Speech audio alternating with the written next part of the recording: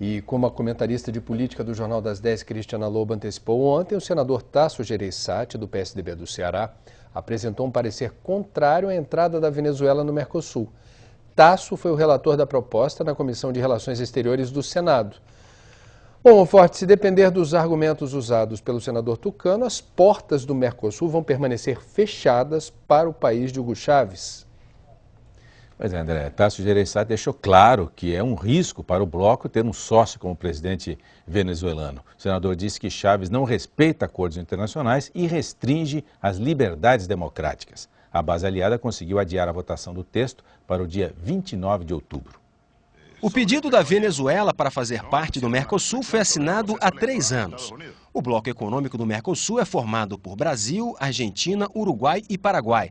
A Venezuela seria o primeiro país fora do Cone Sul do continente a entrar no bloco comercial.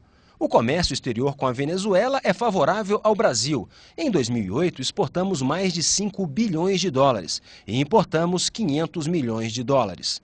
Depois de analisar detalhadamente nos últimos 6 meses os prós e contras e ouvir especialistas em 4 audiências públicas, o senador Tasso Gereissati apresentou um relatório contra a entrada da Venezuela no Mercosul. O relatório diz que é um risco ter como sócio o presidente Hugo Chávez, que não respeita acordos internacionais, e que não se pode ignorar a gravidade do que é apontado em relação ao desmonte dos instrumentos democráticos daquele país, com a progressiva restrição às liberdades democráticas.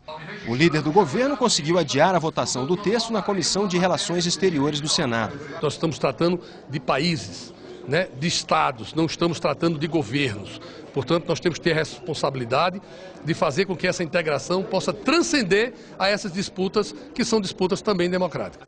Para Tasso Gereissati, não se pode fechar os olhos para o projeto de poder de Hugo Chávez.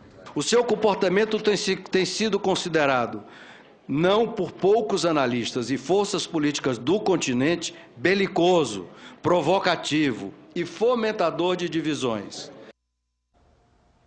Bom, a Argentina e o Uruguai já aprovaram o ingresso da Venezuela no Mercosul. O Paraguai ainda não decidiu e a admissão deve ser aprovada pelos 4 países. Eu estou aqui no estúdio do Jornal das 10 com a comentarista Cristiana Lobo.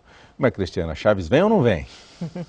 Olha, meu forte, a tendência é que depois de um intenso debate no Senado Federal, o Brasil acabe aprovando o ingresso da Venezuela no Mercosul. Porque é o seguinte, ali o embate não é governo e oposição e nem assim a gente pode chamar de ideológico. Porque, por exemplo, quem pediu vistas foi o líder do governo, Romero Jucá.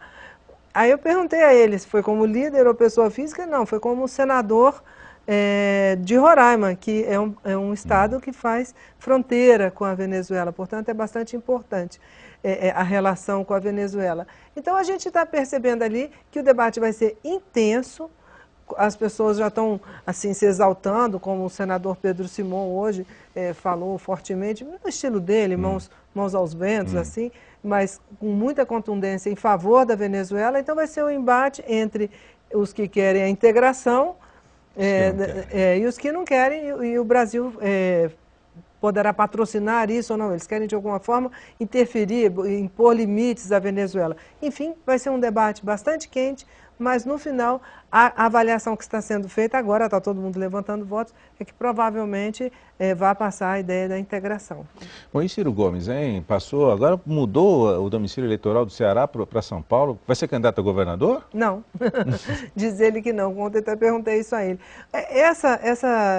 Esse andado de hoje do PSB foi curioso porque é um assunto que a executiva reunida aqui em Brasília hoje, por várias horas, não conseguiu resolver a questão.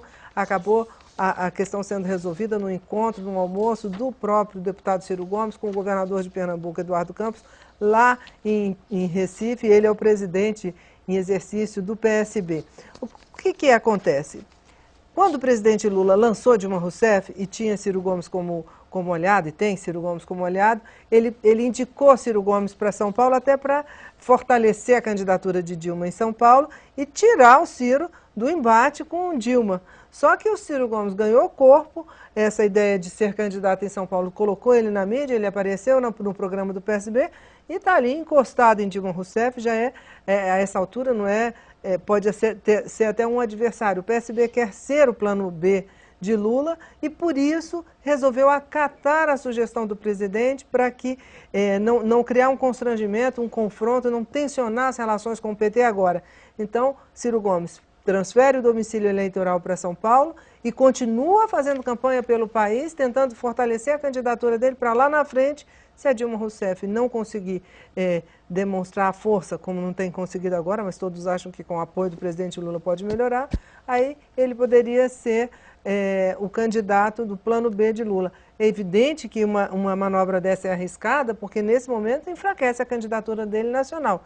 Ele passa a ser um nome para São Paulo. Enfim, manobras da política que, segundo eles dizem, não vai acontecer nada, porque Ciro Gomes não será candidato em São Paulo e sim candidato à presidência da República. A conferir. Muito obrigado, Cristiana.